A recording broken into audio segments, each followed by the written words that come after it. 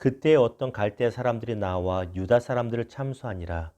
그들이 느부갓네살 왕에게 이르되 왕이여 만수무강하옵소서. 왕이여 왕이 명령을 내리사 모든 사람이 나팔과 피리와 수금과 사면금과 양금과 생황과 비 모든 악기 소리를 듣거든 엎드려 금 신상에게 절할 것이라. 누구든지 엎드려 절하지 아니하는 자는 맹렬히 타는 풀물들 가운데에 던져 넣음을 당하리라 하지 아니하셨나이까. 이제 몇 유다 사람 사드락과 메삭과 아벳느고는 왕이 세워 바벨론 지방을 다스리게 하신 자이거늘 왕이여 이 사람들이 왕을 높이지 아니하며 왕의 신들을 섬기지 아니하며 왕이 세우신 금신상에게 절하지 아니하니이다. 아멘. 오늘 말씀을 가지고 하나님을 더 사랑하는가라는 주제와 제목으로 주의 마음을 같이 나누기를 원합니다. 여러분 이용규 선교사님이라고 들어보셨지요? 내려놓음의 저자, 더 내려놓음의 저자입니다. 아마 그 외에도 저술이 더 있을 텐데 제가 접해보지는 못했습니다. 우리가 알다시피 이분은 서울대학교라고 하는 우리나라 최고의 학교를 졸업하고 전 세계 최고라고 할 수 있는 하버드 대학 박사학위를 받으신 분이십니다. 그런데 하나님 앞에서 결단을 내리시고 하버드 대학 박사를 졸업하자마자 모든 걸 내려놓고 교수직에 대한 스카우트제를 내려놓고 명예와 부가 주어지는 것이잖아요. 그걸 다 내려놓고 하나님을 사랑함으로 몽골 선교사로 가시게 됩니다. 그리고 지금도 선교사로 인도네시아와 이런 곳에서 사역을 하고 계십니다. 참 대단합니다. 서울대만 나와도 목회자하는 게 쉽지 않습니다. 하버드까지 받고 하버드 박사까지 졸업하고 나서 교수가 아니라 선교사로 나간다는 것, 모든 것을 내려놓는다는 것 쉽지 않습니다. 그런데 어떻게 그럴 수 있습니까? 답은 한 가지입니다. 하나님을 더 사랑하면 가능했다는 것입니다. 하나님을 더 사랑했기 때문에 그 모든 것을 내려놓을 수 있었다는 것입니다. 그런데 중요한 건 한 가지가 더 있습니다. 하나님은 당신을 더 사랑하는 자, 그래서 그 결정을 내린 자를 그냥 두지 않으십니다. 결국은 더 유명케 하시고 더 높여주시고 더 복 주신 것을 보게 된다는 것입니다. 자, 오늘 본문의 배경이 이렇습니다.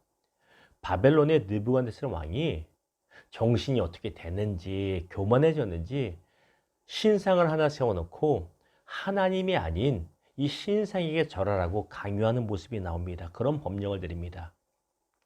왕이 된 지 18년째 되는 해라고 역사학자들은 말합니다. 분명히 다니엘서 앞장을 보면 다니엘을 통해서 꿈의 해몽을 받고 나서 하나님만이 참신이시다 이 고백을 하는데 그 고백은 온데간데 없습니다. 오히려 큰 금으로 만든 아마 자신의 모양을 본떠꼈지요. 이런 금신상을 만들어 놓고 그 앞에 절해라. 절하지 않으면 누구를 막노라든 절을 하기 거부하는 자는 풀무불에 던져 죽일 것이라고 지엄한 명령을 내리게 됩니다.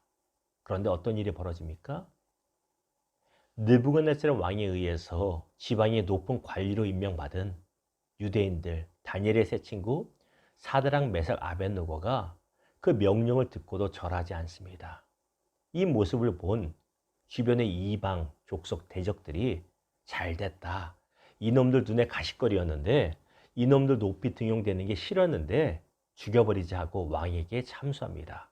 왕이시여, 왕이 세우신 사드락, 메삭, 아벳느고가 왕의 녹을 먹으면서 왕의 총애를 받으면서도 세상에 왕이 세우신 명령에 순종하지 않습니다. 절 한번 하지 않습니다. 어떻게 하면 좋습니까? 죽이란 말이지요. 그 말을 들은 느부갓네살 왕은 화가 머리끝까지 나서 이 세 사람을 불러 잡아옵니다.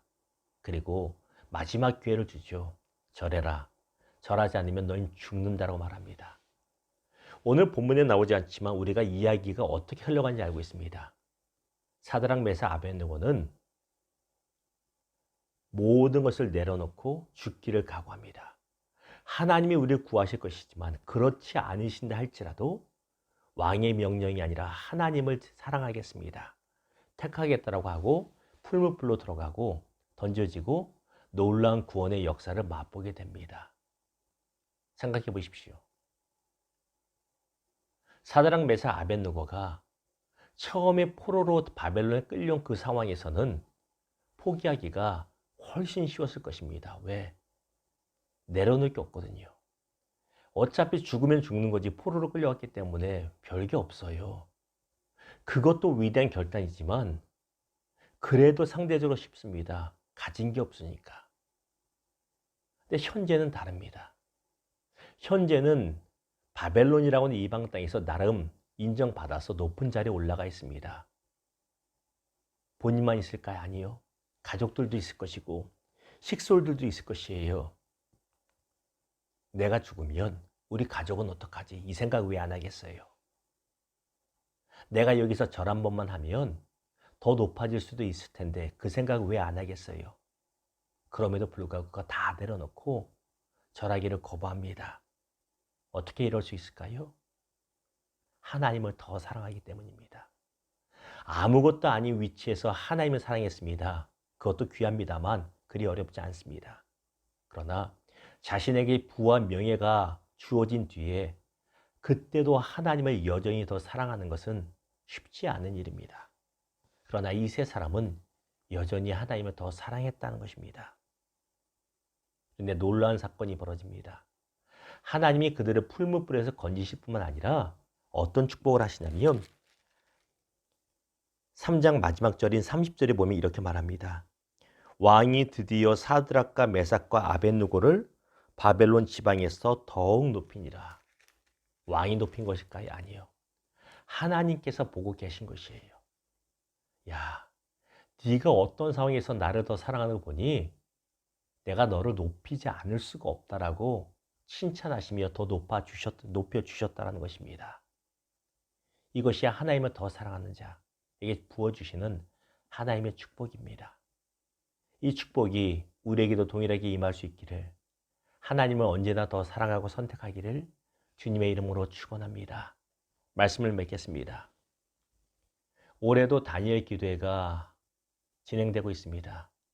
올해는 특별히 제가 많이 듣지 않았지만 어제는 그래도 사랑하는 동료이자 친구이기 때문에 우리 최병락 목사님 말씀 전하는 것을 처음부터 끝까지 잘 예배를 드리며 들었습니다.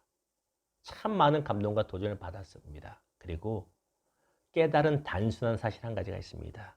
무엇이냐면 하나님께서 이 목사님을 왜 귀히 사용하시는가? 단순히 사람이 많은 목회를 하는 것이 크게 중요한 게 아니고 왜 크게 귀하게 사용하시는가? 이 부분에 대한 답을 얻었습니다. 어쩌면 그 목사님뿐만 아니라 제 기준에 이해가 안 되는 대형교회 목사님들, 저분은 인격도 부족하고 설교도 부족하고 다 부족한 것 같은데 왜 저렇게 하나님이 크게 사용하실까라는 것에 대한 답입니다. 무엇인지 아세요? 하나님을 더 사랑하거든요. 그게 제일의 답입니다. 그리고 성도를 더 사랑하거든요.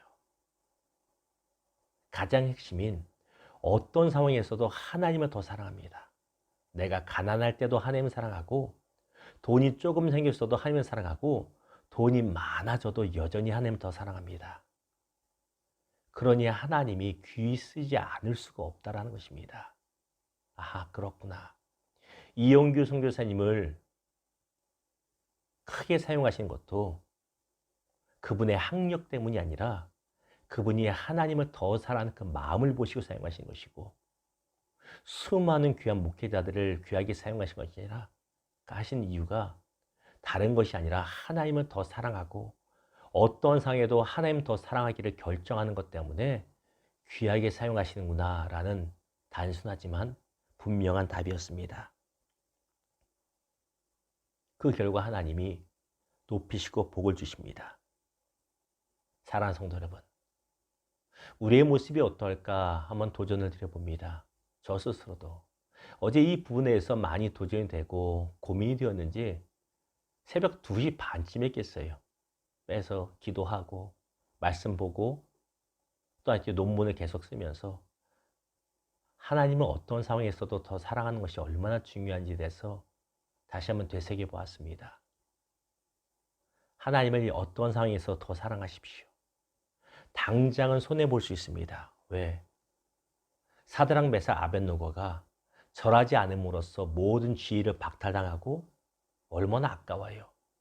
생명까지도 이를 처지치 않은 손해 볼 수 있습니다.